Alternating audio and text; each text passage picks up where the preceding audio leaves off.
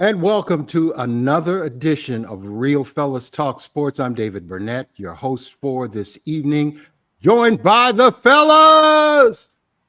Andrew Stevens is joining us tonight. Andrew, how you doing?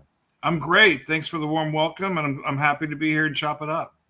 All right, Chuck Charles Snowden II.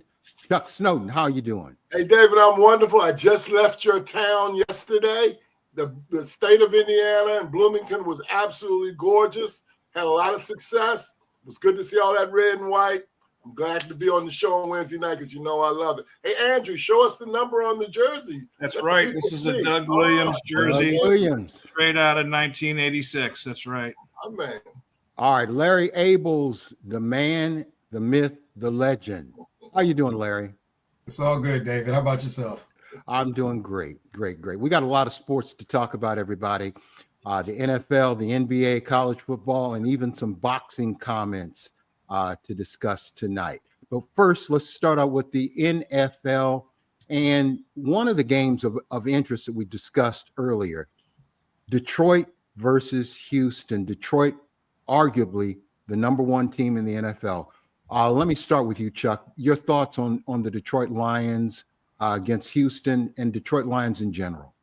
Well, first of all, I think I agree with you. I think they are the number one currently. I think they're the number one team.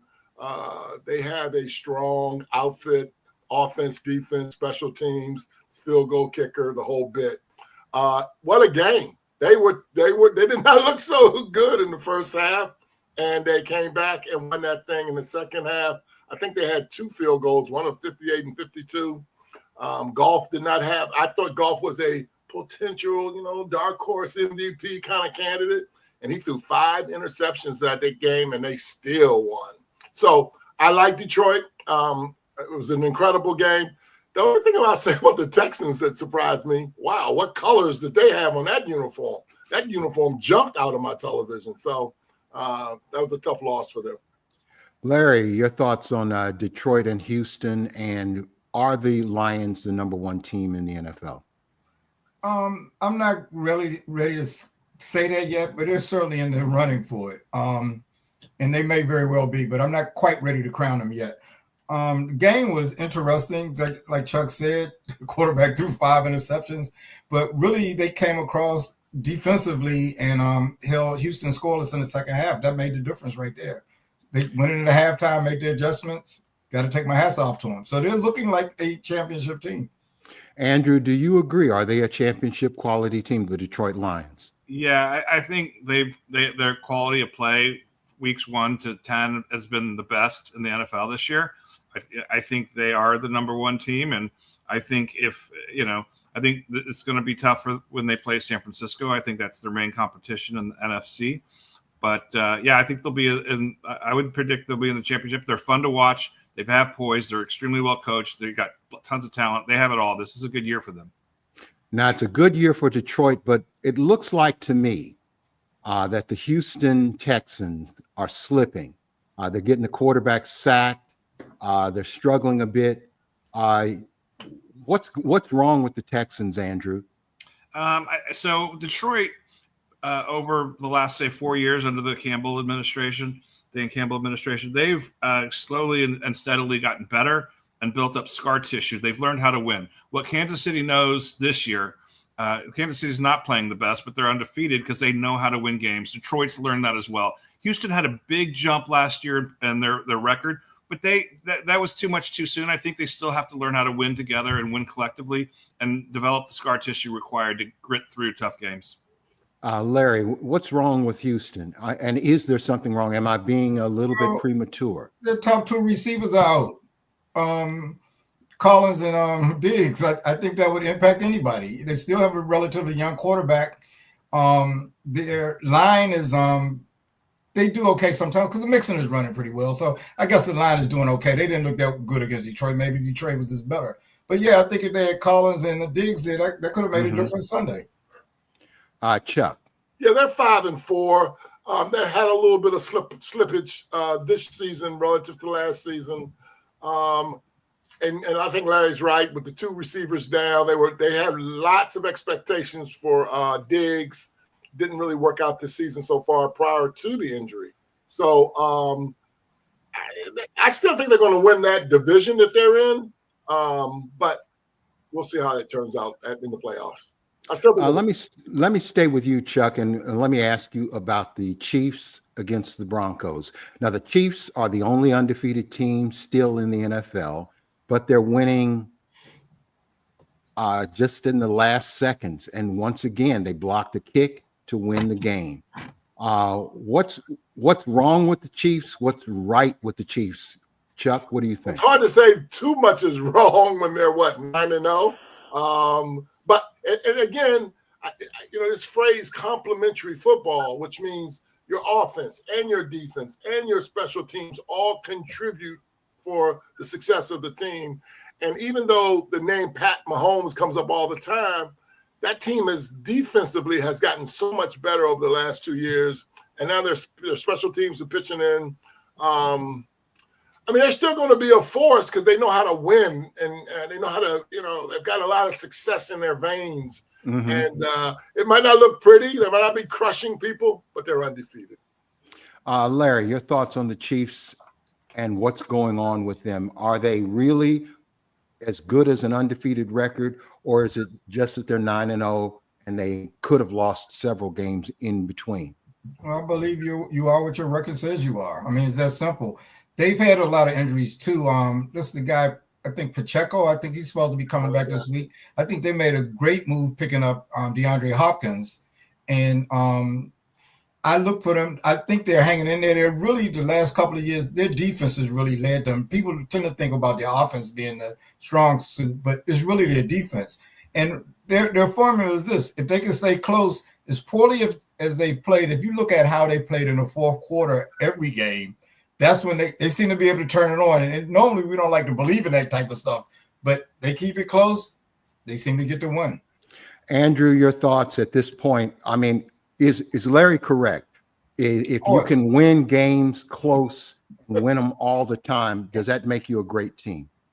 Yeah, basically, I agreed with pretty much all of what Larry just said, and I think they know how to win. I think you can only win the games in front of you, and they've done that every week they've played. So I think they're going to be, in there in the end. I think the offense is going to pick up. I think Mahomes does this sometimes, has a slow start, slow middle, but picks it up late season and in the playoffs, and that's when it matters. So I have all the confidence in the world they'll be, right there at the end. Larry, your niece has a good point. The Chiefs have not played their best football yet, and they're undefeated. And yet, over the 2 seasons, they've won 16 in a row. And just think if they get better and better as the season goes. What happens if they get good? They haven't lost since Christmas Day. Good point, Lauren. Best point of the day so far, Lauren. Good job. All right, guys. Before we move off from the Chiefs, the team they were playing, the Broncos, much better this year.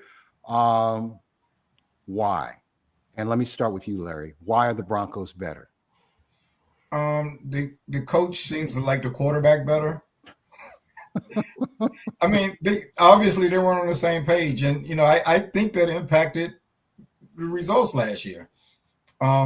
Quarterback left, has gone to a different team, seems to be doing well. Coach has the quarterback he wants. I think that's the biggest reason. That makes a difference. Chuck. Earlier in the year, we talked about these teams that don't have good defenses, it seems like, in this league. Well, the Broncos have a good defense. And I think that I don't know if people talk about that enough. Their corner, I don't know if that's Surtain. I don't know the name of their corner. is the best corner in the league, to be honest with you.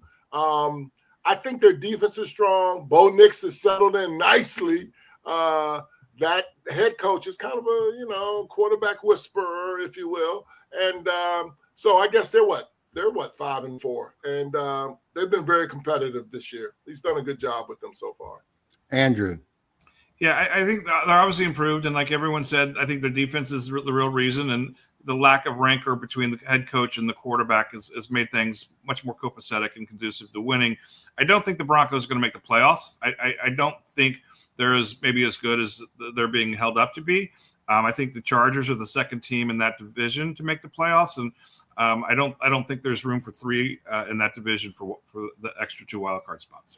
Now let's talk about a couple of teams from the Midwest. Well, one team's in the Midwest, the Cincinnati Bengals. One team's on the East Coast, the Baltimore Ravens. They squared off, and Lamar Jackson looking like he's ready for a third MVP season. But the Ravens, you never know what's going to happen in the last couple of minutes of their games. But they held on and won. Let me start with you, Larry. What's going on, and is Lamar really on the MVP chase again? Well, I think he's on the MVP chase. He's definitely somebody you got to consider. And I think the Ravens are pretty good. I mean, they had a couple of hiccups very early in the season. And, you look at their last, 6 or 7 games, they played pretty well. They had one loss. They've lost to the Browns and the Raiders, which is really throws a monkey wrench in there. But they've had a pretty good schedule, and they've beaten most of the tough teams. So if they can ever get that consistency to play every week, which by the end of the season I think they'll have, I think they're a force to be reckoned with. Andrew, Ravens, Bengals. Ravens, are they ready? Yeah, I think not only is Lamar ready to win his third MVP, but of the 3 MVP seasons, I think this has been and will be his strongest of the 3. He's played phenomenally well. I do worry about their pass defense and overall their defense. They lost a lot of coaches. Their defensive coordinator is a 32-year-old former linebackers coach who got a big promotion. And I'm not saying he's not doing a good job. I just think that they will go as far as the defense can take them. And with Lamar playing the way he is, they can go very far. Are the Bengals done? Andrew? I don't think they're done. I think there probably aren't. I think there's going to be some teams, someone in the AFC who makes it in the 7th playoff spot, who is close to 500, maybe below, somewhere around 500. Okay, 9-8 maybe. And so I think the Bengals, that's still possible. Someone gets hot like this at the end, and I wouldn't be surprised just because Joe Burrow is also having a phenomenal year. This team's not winning, but that's not his fault. And he's playing great. His receivers are playing great. Their defense and their overall team is just not putting people away. Chuck, are the Bengals done? I think they're done. They're in the same division with Pittsburgh and with Baltimore. I think they are done. I want to comment about your Lamar Jackson point. I don't even think it's close. I think he's so far ahead of the MVP race right now. He is having an incredible year. You guys can go Google the stats and so forth. They said that he couldn't lead normally, his style. He couldn't lead teams in terms of comebacks. Well, they were down 21-7 in that second half against the Bengals, and he put on a show, not just with his arms, but with his feet, and no interceptions, 4 touchdowns. It was incredible. He's having a phenomenal year. Larry, let me ask you, does Lamar Jackson get enough credit? Because first of all, he won the Heisman Trophy. When he was at Louisville, he was both a passer and a runner. And for whatever reason, he runs too much, blah, blah. He was phenomenal when he won the Heisman Trophy. He was phenomenal those 2 years that he won the MVP. But this year, he's been even better. He's taken it to another level. Larry? It's hard to say he doesn't get enough credit. He's won the MVP twice. Now, I thought last year he didn't play as well as he's played this year, because he really kind of came on strong at the end last year. This year, he started off early, so I think he's getting the credit. Well, I don't know who's not giving him credit. feel like he gets critical credit, for the kind of credit that a Joe Burrow gets, the kind of credit that Patrick Mahomes gets. I think that, David. I think that's your. I think that might be your impression. I heard an interview with Mike Tomlin Sunday when they asked him did Jaden Daniels prepare him for Jackson. He said, "Whoa, that guy's pretty good, but Mr. Jackson is Slow down. He kept calling him Mr. Jackson. He said that's a whole different level of preparation. he's playing at a tremendous level. Let me just ask you guys this, and this might be up for debate. Jackson, Mahomes, which one do you want? And let me start with you, Chuck. Jackson or Mahomes? And my life was on one game, and my life is on the line. Oh, let's just put it this way. This is what I sometimes do with the kids that I teach. Would you risk a finger? Well, I got to tell you, I want Jackson, even though that seems stupid because Mahomes is record is. But I would want Jackson. I think I saw somewhere today or the other day. I think Jackson has 24 touchdown passes. I think he was MVP last year, and he had 24 for the entire year last year, and he's already got 24 now. He's off to a much faster start. Faster start. Yeah. I would take Jackson, although that's even crazy to say out loud. Okay, but can I separate it before we forget this? Patrick Mahomes has led the Chiefs to the Super Bowl 4 the last 5 years, and he's won 3 of those 4. Okay, now Lamar Jackson is having whatever people might have critiqued him before in the past. They can't do that anymore because he's a different player than he used to be. He's much more well-rounded, well-developed, and he's had a better year than Patrick Mahomes. It's okay to say that. I'm totally in agreement with that. But I just got to say, I mean, it may be wrong. My memory is not working this year, but I don't think he's ever been to the Super Bowl. Is that right? You're right. No, right. He's never been to the Super Bowl. It's not really even in the same ballpark, right? I mean. Okay, that's fair. I said it was crazy. Larry, Mahomes, Jackson. I would need some more information. So if we're in the fourth quarter, I put it in this situation, I'll go with Mahomes. At the start of the game, I'll go with Jackson. Okay. That's fair. And that's a hard one. But if he can win one of those Lombardi trophies, then the conversation changes, right? But sometimes it's not on the quarterback. We give the quarterback a lot of credit. John Harbaugh, as much as I like him, sometimes he breaks down in that fourth quarter and doesn't coach like he should. Y'all agree with that? Yeah, I do. I do, and I agree with the larger point. It's not the quarterback's not the only player who can be the person who wins the Super Bowl. It's a lot more than that. But I still think what Mahomes has achieved, it'd be hard to say that he wasn't the key critical piece in their success over those Super Bowls. So the fact is he has done it, and his coach didn't blow it, and that still counts for something. Your thoughts, Chuck? And if you don't think so, pull up the Eagles Kansas City Super Bowl and see that game that guy had. And you see also that last drive he had against Buffalo in the playoffs when it went to overtime. 17 seconds. What he looked like. So, I mean, this guy is special, but I must admit, I do like Lamar, but I do know that playoffs is when you really earn the reputation and so forth. And Lamar has earned a negative reputation for his playoff play, in fairness. Agreed. Larry, any closing thoughts on Lamar Jackson and Patrick Mahomes? No, I think if you talk about the present tense, Jackson is playing better. I mean, there's no doubt about it. So your question was kind of a tricky one. I'm a tricky person. If I get to a fourth quarter and it's one possession, I'm not so sure I would take Jackson. I can't go against Mahomes based on his record. But no, right now, start of the game, if I need a quarterback, I'm gonna go with Jackson. All right, now. Let me jump down to a Washington, D.C. or Washington, DMV native, Caleb Williams. What the hell is going on with this kid? He's looking really stinky. And let me start with you, Larry. Now, didn't they have like 4 linemen out of the game last week? Something like that? look, you That, play that, with who that you makes play the with. difference. That makes a difference. So are you covering for him?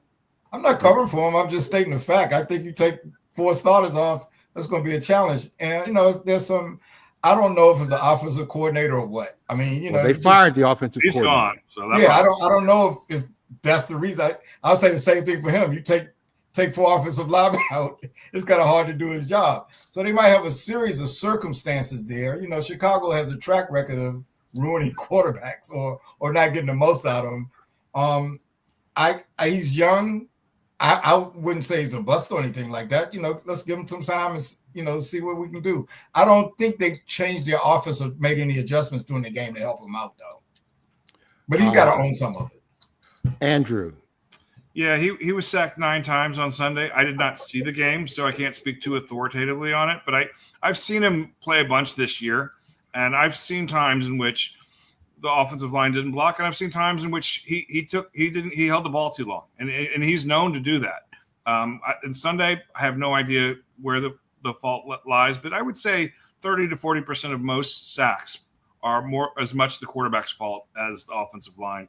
So I think this is normal for a rookie quarterback. I think he's still going to be very, very good.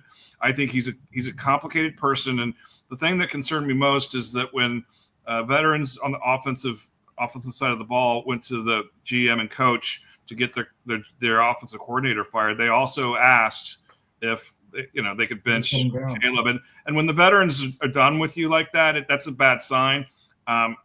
It may be good for him to sit for a week or two, but he's going to be fine. This is what we're seeing with Jaden Daniels isn't normal. And rookies have some ups and downs and sometimes hold on to the ball too long and things like that. That's totally normal. Okay.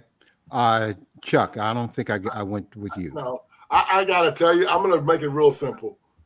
That Hail Mary pass that Jaden threw in Washington caught, it broke Chicago. It broke them. I mean, they have not looked any. They were on the up. They were on the come up until that game. And they looked like they were going to win that game, quite frankly. You really believe one play can do that? I think that game broke Chicago. I do. But Chuck, he didn't play that well that game. I know, but until the fourth quarter. Well, he missed a lot of. He did great because he was escaping their rush, which I don't know why they couldn't sack him. But even when he had time, he was missing wide open people. Yeah, but he took the lead, Larry. He threw the nice pass. They were winning. They should have won the game, and he led them in the fourth quarter. How many points did they get? I mean, they didn't even get 20 points. I'm not saying he played great. I just think that game broke them. I really do. I know it sounds silly to say, but and he's going to be fine. But I'm not an Eberflus guy. I don't like it for a lot of reasons, and that game broke him. Hey, Gregory. All right, guys. We're going to wrap up our NFL discussion with the top 5 NFL teams, and let me start with you, Chuck. All right, I'm going to start with and I wrote it down. I'm going to start. So I have Kansas City, Buffalo, Detroit, Baltimore, and my 5th team was, I think it was Philly. I think my 5th team was Philly. So let me one more time. Kansas City, Detroit, Philly, Baltimore, Buffalo. Okay. Larry, your top 5. Same 5. Okay. Andrew. Yeah, I have the Lions, the Chiefs, Baltimore, the Bills, and the Commanders.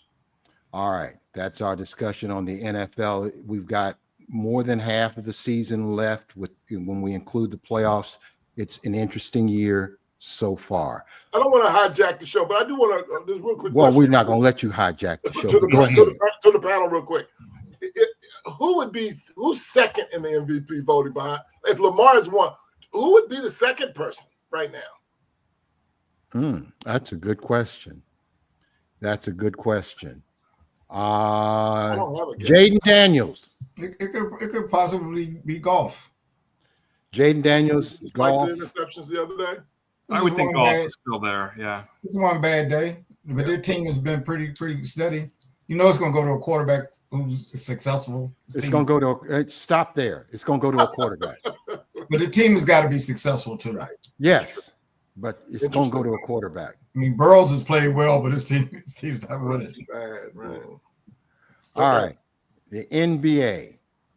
Cleveland Cavaliers 12-0 and face the 76ers tonight. Could be 13-0 with Embiid and Paul George out. Are And the Maxey. Cleveland Cavs for real? And let me start with you, Larry.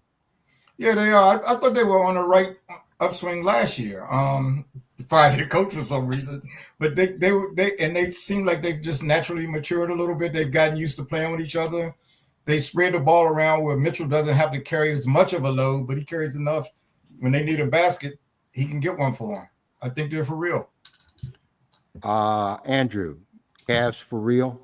Yeah, the one thing I'd say that their new coach Kenny Atkinson, he's done a really good job as a head coach before. Kyrie and Durant had him kicked out of Brooklyn, but he's a good coach, and he's clearly making a difference. And I agree. The key ingredient is the maturity and the fact these guys have played together. So I'm on page with Larry there. Chuck. They grew up, as the young guys have over time. This is year 3, 4 for people like Garland and Mobley and so forth. They got some talent on that team, and so I think they are for real. Obviously, Atkins has done a great job with them as well. All right. I mentioned Cleveland playing Philadelphia tonight. Joel Embiid, Paul George, sitting out back-to-backs. Let's talk about that. I got a problem. My favorite all-time player is Wilt Chamberlain. He never fouled out of a game. He sometimes played more than 48 minutes per game. He never got hurt, and when he did get hurt, he still played. What's wrong with today's players? What's wrong with Embiid and Paul George talking about they're not playing back-to-backs? Let me start with you, Chuck.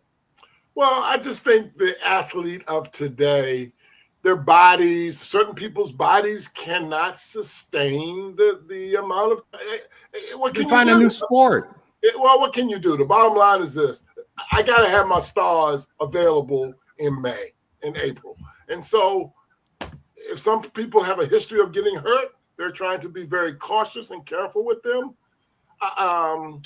Again, not to hijack the show, but Holmgren, KD, Porzingis, Paolo, Robinson. There's a list of 22 real high-quality players. But they're not deciding to play back, not play back to back. They're hurt. This is preventative.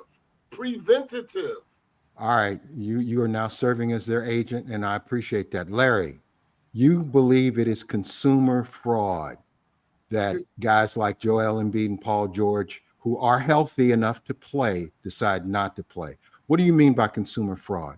Well, consumer fraud is like when ticket holders, people buy tickets to go see guys, and some of them only come to their city once a year.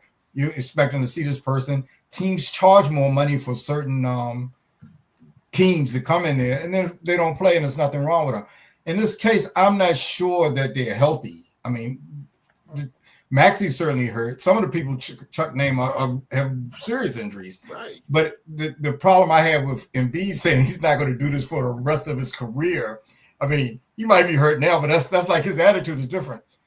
I think George is probably not 100%. So I think they're legitimately hurt now. But for him, and the only person that said he wasn't playing back-to-back was Embiid, and he said he wasn't playing it for his whole career. That's an interesting position. Well, he said some stupid stuff, and I'm not a Joel Embiid fan, but so let me just move on to Andrew. I am. So let me just point out that I think there's some blame and fingers to point at the players on this, but I think a lot of what happens with load management, if we look back to its introduction, was with Greg Popovich and the Spurs, 15 years ago, that sent them on like a championship spree where they won, I think 4 or 5, I don't know, something like that. It wasn't just novel, but it worked. It was a key ingredient to them getting over the hump and winning championships regularly. So other teams are doing it because it works. So, sometimes it looks and seems like the players are scared or weak or just not willing to play hard or work hard. But I think teams want them to take some time off and not play every game. Because if you play 82 games, you get to the playoff season, playoffs, that's all that matters. And they're worn out and they're tired. They're not just injured. They're worn out and tired. There's only one solution I see for this, and that is fewer regular season NBA games. I think it's going to happen. Look, most of the money now is coming from TV. A huge percentage of the money is coming from. So the reduction in games would affect the gate more than it would TV revenue. And I think with the money coming in right now, they have a chance to do this in the next CBA. And I'm gonna scream till my head turns yellow. But it's true. It'll never happen. Why? Just like baseball will never go from 162 games. Records and everything are on the line. They'll never change it from 82. They might go up to 83. Used to be 81, but it's not going to happen. I don't mean to be so cold, but I'm a cold dude. All right. Andrew, it's a fundamental difference between what Pop did, though. Pop started doing that toward the end of a season when they had pretty much wrapped stuff up, and even though people didn't like it, he didn't start it in October. He did that down the stretch of the season when his players actually had some injuries and stuff. And he just kind of did that. Then it kind of just caught on after that. Right. But I would say it wasn't just injuries. Like he was resting players with intention, and it may not have started, at tip-offs at the game one of the season. You're right. It was probably mostly in the second half of the season. But make no mistake, it was rest and not necessarily injury recovery that was impetus to a lot of what he did there. And let me make a more serious point here at this point, because we mentioned him a couple of times already, and I'm talking about Greg Popovich, the coach of the San Antonio Spurs, five-time NBA champion coach, 29 years as a coach in the NBA. He had a mild stroke. He's the oldest coach in the history of the NBA at 75. Your thoughts about Greg Popovich? And let me start with you, Andrew. Greg, he's been enormously influential in the league. He has a lot of friends, a lot of fans among the players and coaches. He is incredibly popular, even though he's a general on the court.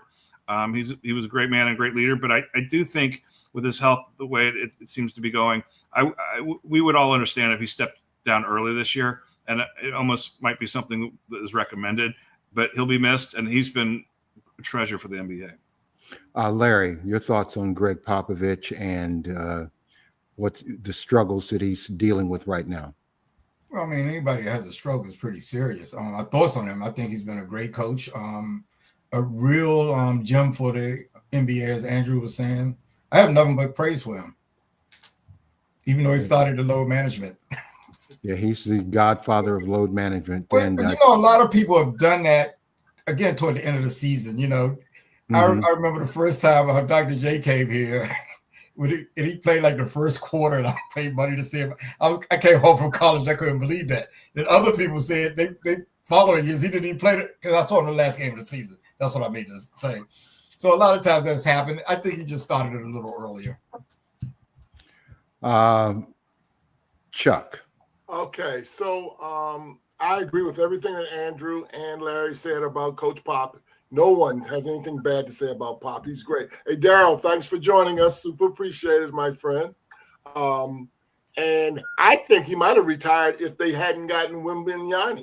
So I think he was rejuvenated to the opportunity to coach a talent such as his, such as he is. And whatever he decides, I hope it's in the best interest of his health and long-term situation. Great coach. Let's move on and end the NBA discussion with something a little bit more fun. Top 3 NBA teams. Let me start with you, Larry. Well, gosh, I gotta say Cleveland, Boston, and I would say Oklahoma City, because they've been doing it, but Holmgren is going to be out for 6 to 8 weeks. Then, and the number 2 and 3 players, and it could be Holmgren or Jay Williams. Williams is going to be out for 6 weeks. I mean, they have serious injuries. But what is it? SGA. Shea, he scored like 45 last night, so he put them on their back. But I don't know if he can keep that up till they get back. And even the big guy they got from New York, Huddleston, that was going to give them some size. He's out. He's injured for a few weeks too, and that matters. Andrew.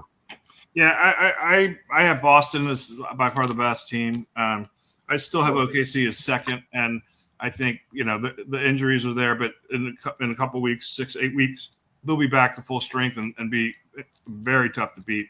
And obviously Cleveland's in my top three. They've had a great start to the year. Chuck. So I have Cleveland, Boston, but I have Golden State. And I'm one who never picks Golden State ever. In fact, they're my nemesis.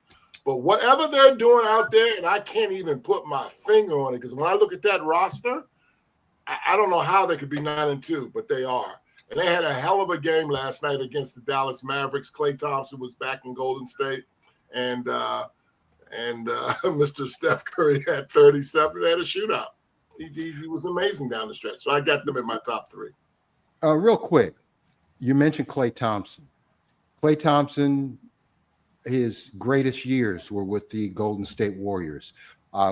Arguably the second best shooter, perhaps, in the history of the NBA, long-range shooter. He comes back, he gets an emotional greeting from the fans. Real quickly, and let's go around the panel. Your thoughts on Klay Thompson? What's going on with him, and was the greeting he got appropriate? I'll start with you, Chuck. I thought it was. Not only did the fans give him a big welcome, but when he walked in the hallway, the support, the folks who support Golden State, from the maintenance folks to the administrators to the whatever, they all gave him, they were just, as he walked down the hall, they were cheering him. So he got, I thought, the appropriate response. Look, man, he won 4 titles with those guys. Those Splash Brothers were legit. And, yeah, I thought it was appropriate. I really did. Larry. Yeah, I liked everything about this game last night. I mean, he got a nice round of applause by the workers that worked there, like Chuck said. They nice video tribute for him. And he had a pretty decent game. For him. He was trying to win it, but missed a couple of shots when they needed it. But he looked like his old self in a lot of ways. And Andrew. Yeah, I thought it was a nice moment. He obviously deserves that kind of respect and recognition. I think, generally speaking, his place in Dallas, it's a much better fit than what his role in Golden State had been diminished. Dallas needed a spot-up shooter with the penetration of Kyrie and Luka, and he fits in well. I think he'll make a big difference in that team, especially in the playoffs. All right. Enough on the NBA. Right now. Enough on the NBA. Let's go to college football, and we're just going to talk about the playoffs. Yes, sir. One thing before you go. So David's favorite player for the last few years is a guy who plays for the Denver Nuggets. I looked this guy up today as we got ready for the show. Do you know he is averaging a triple-double? He's averaging 30 points, 13 rebounds, and 11 assists. And I'm telling you, I don't even think people are talking about it. And this guy, and he, by the way, he don't do no loan management. He plays every night. So shout out to Joker and the season that he is off to, the start of this season. And again, I don't know if people are talking about it, but we're going to talk about Nikola Jokic. He's like the second or third leading scorer in the league this year. Great player. Yeah, he's not sexy. He just delivers, and he's awesome. All right, I'm glad you mentioned that, Chuck. All right, college football. Big Ten, SEC dominate the potential playoff pairings. Oh, my goodness. There are 12 spots available in the upcoming playoffs, but maybe 6, 8, maybe even 9 teams are going to come from the Big Ten or the SEC. What's wrong with that, Larry? I think it's almost by design.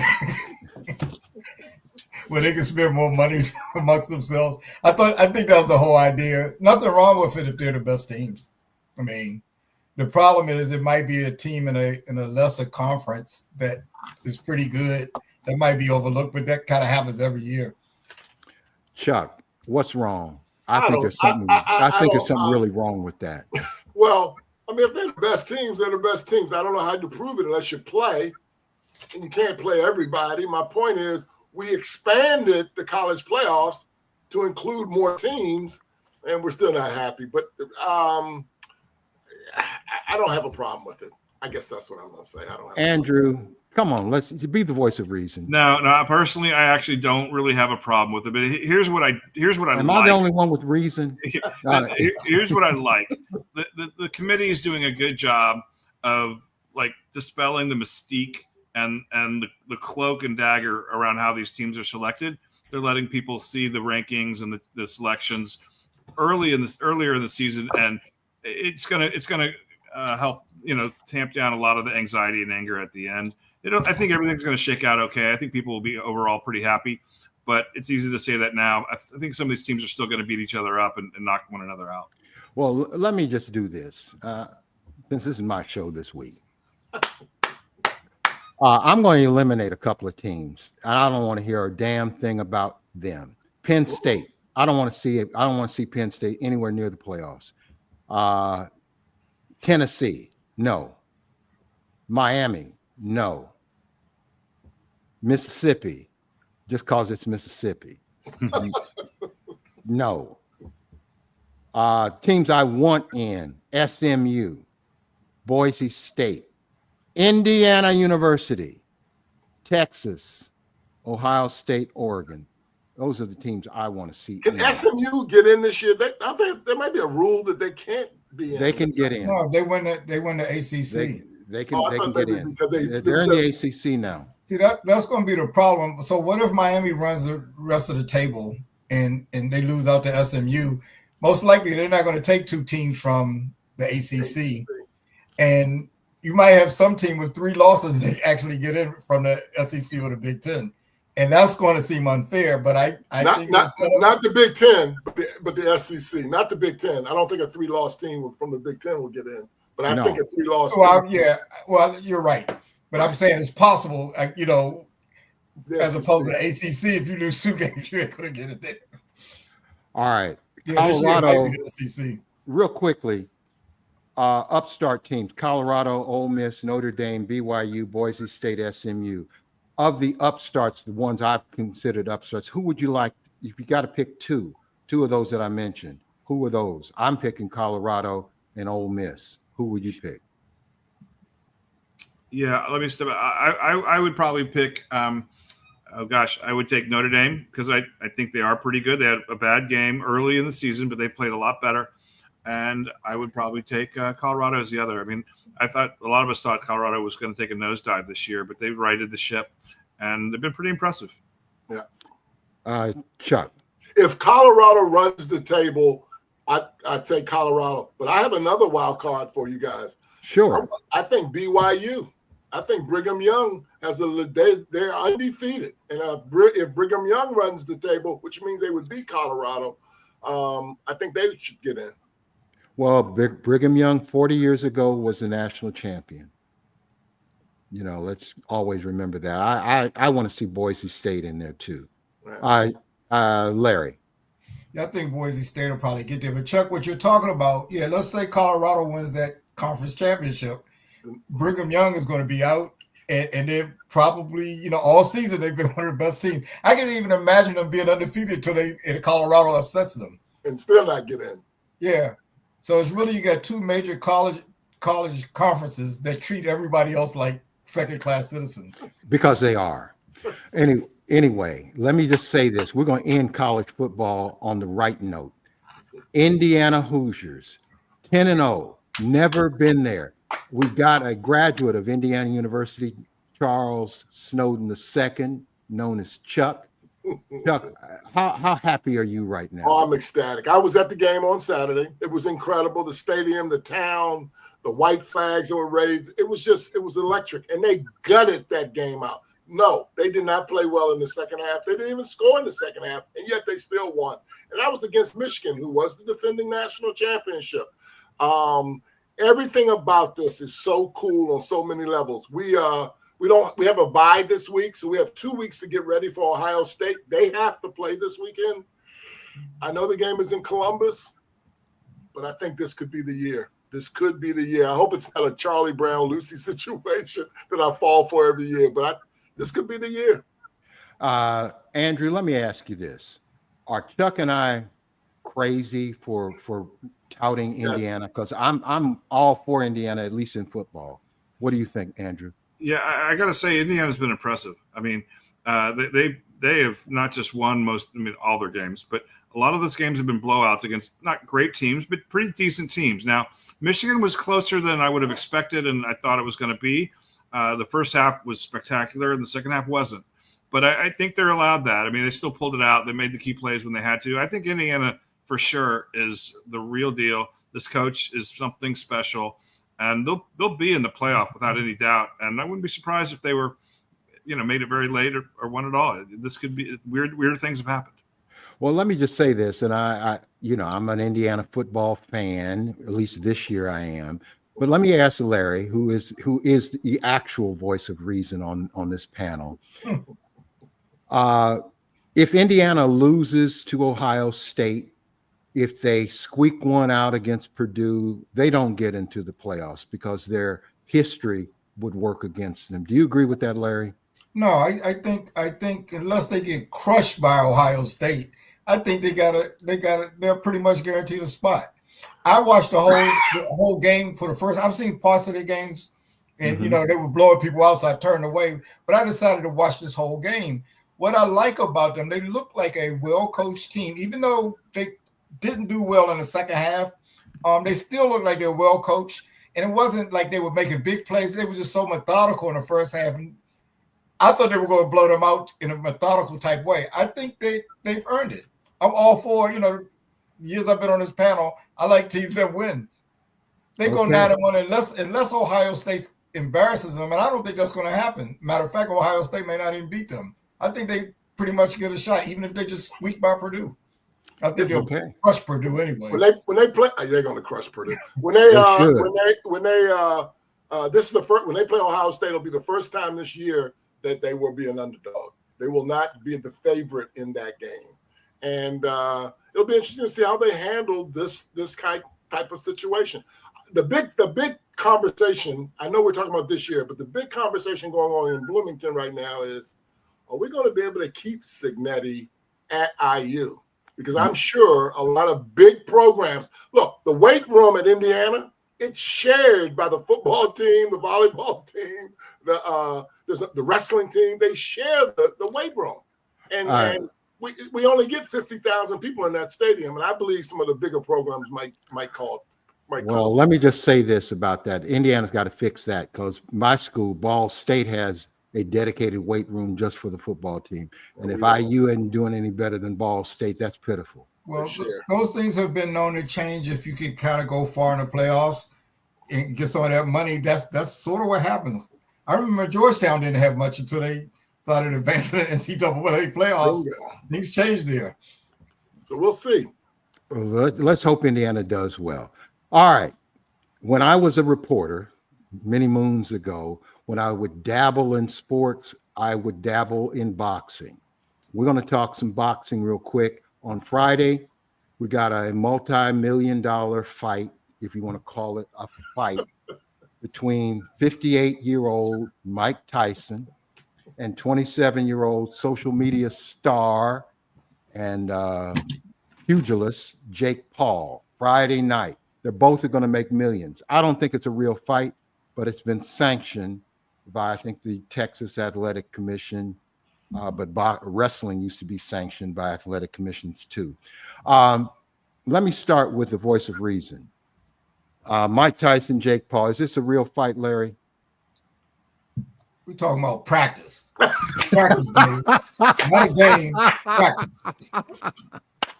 That's all I got to say. Not a fight. Okay. Not a fight. Practice, man. All right, Andrew, is this a real fight or is it an exhibition? And does it mean anything at all? I don't think it means very much. I got to tell you, when I first heard about this, whenever they first planned it a year or so ago, I didn't think I'd have any interest and wouldn't pay money to see it. And I still probably wouldn't pay money. But if I can, hop on a friend's house and watch a little of that, I'm kind of curious. I'm getting more curious, and I don't like that about myself because it's a show. It's a sideshow. It's just ridiculous. But it's kind of compelling in another way, just because it's nice to have entertainment. Okay, all right, let's look at it this way. And I don't mean to belabor this point because I just want to hear what you guys have to say. In professional wrestling, we discovered that it wasn't real, that the outcome was manipulated, even though they're getting their ass kicked for real. what's the actual outcome of this fight? Will Mike Tyson win since it's fake, or will Jake Paul win, or will they have some sort of disputed thing so that they could have a rematch? Let me start with you, Andrew. What's the outcome? I got to tell you, I don't know. I mean, I really have no idea. I wouldn't expect that there would be a tie or some sort of, I think one side will probably win one way or the other, but I don't have no idea. I haven't seen Tyson train. Who knows what he's going to look like? And Jake Paul, I mean, for YouTube stars are not my favorite of the cultural, heroes in America, but he's a pretty decent boxer. He's better than you think he is, and he's got a punch. He's got a punch. It's kind of sad, but anyway, I have no. I couldn't even guess in a million years. I have no idea who'll win, and I'm not that concerned with who will win, but it seems the whole thing's mildly entertaining, if not slightly embarrassing. All right, Chuck, who's going to win? What's the scripted outcome? That word he just used at the end, entertainment. It's all entertainment now, isn't it? Right? It is. So the fact that we're talking about it, the fact that as we get closer in Vegas, so I guess it's in Vegas, we'll show up for it. It's in Texas. Paul's 27, Tyson's 54, 55 years old? 58. 58. Yeah. So there's part of me that's worried that, somebody could get really hurt in this ring, right? If it's for real. Again, I don't know if it's for real. I don't know if they'll really be trying to, to win, but somebody could get hurt.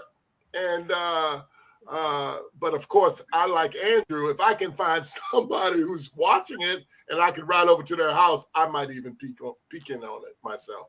I remember interviewing a 20-year-old Mike Tyson, 21-year-old. I think he was 20 or 21, getting ready to fight Michael Spinks. He was at his peak at that time.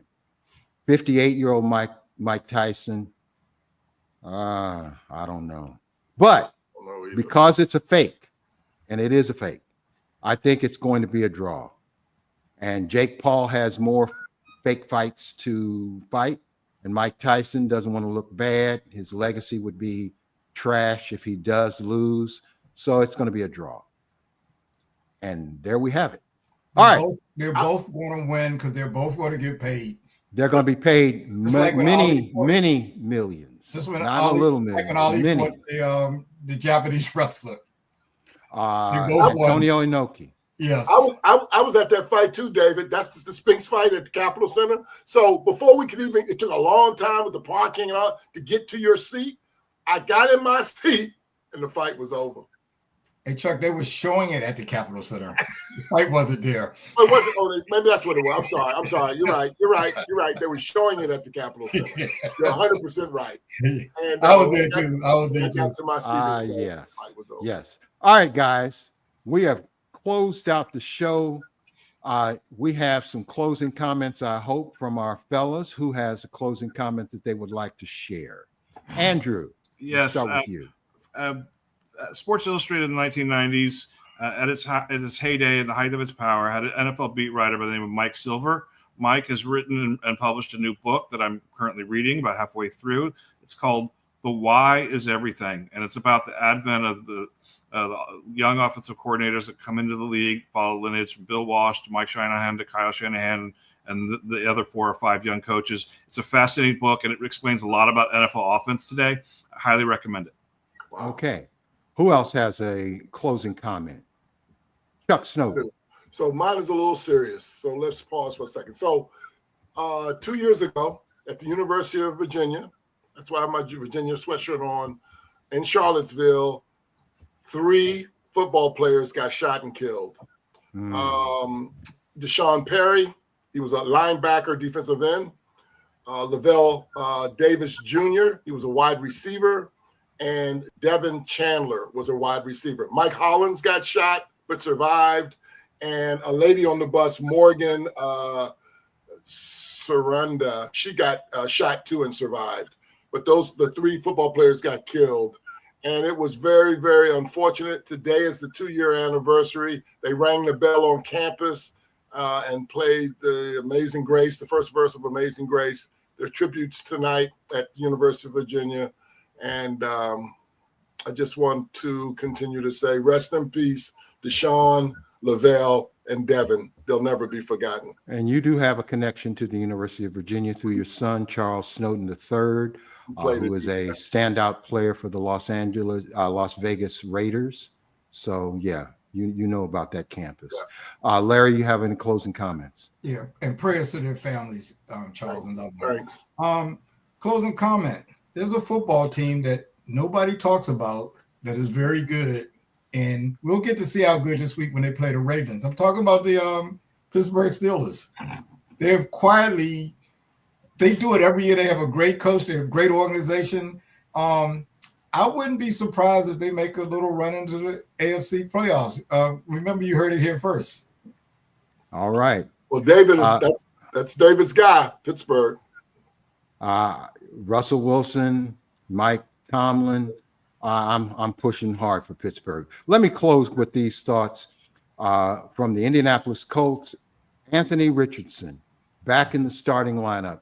Young quarterback, 22 years old, with less than 30 starts since high school. He's got a lot to learn. I'm cheering him on. I want him to do well. Go, Anthony Richardson. Do well. And that is it. I want to thank my panel, Charles Snowden II, Larry Abels, and Andrew Stevens. Gentlemen, you've been great to work with tonight. I'm David Burnett, and that is Real Fellas. Good job, David. Good Talk job. Sports.